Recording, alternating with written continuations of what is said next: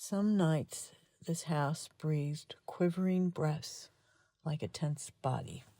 Heavy, uneven, and waiting.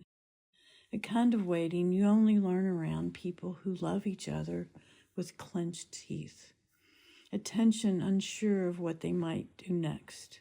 And you wait, not for kindness, but for the moment to pass without damage.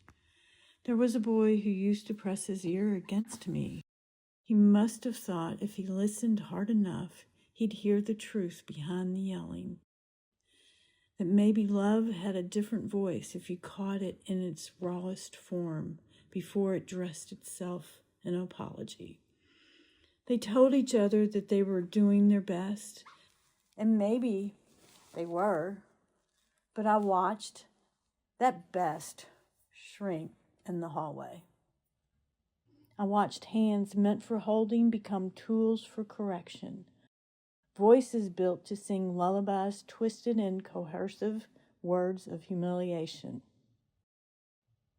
And that boy, he learned too early how to tiptoe on these floors, learning not just to stay quiet, but to become small, to become easy to love. If I had done everything right, maybe they would love me. If I stayed out of their way, I wouldn't burden the burdened. Like all of us when we were little, we had no voice to speak the heart's longing. They say we learn love in childhood. These walls were the first classroom. I'm doing this because I love you, they said. Why was harshness a gesture of love?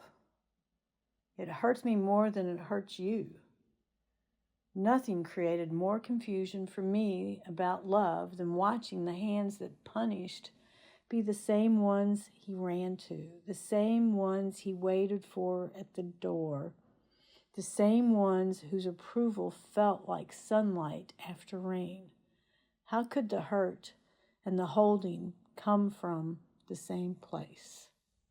The boy had felt loved, a sense of belonging, but without a choice, he stayed inside these walls. They didn't know they had done wrong. They wanted to be seen, to be held, the nice feeling, the good feeling when family treats you like you matter and you treat them like they matter.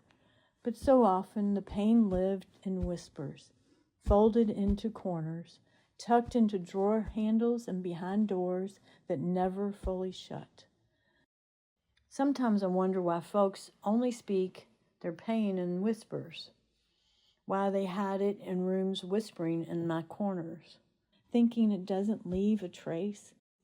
But I hear it.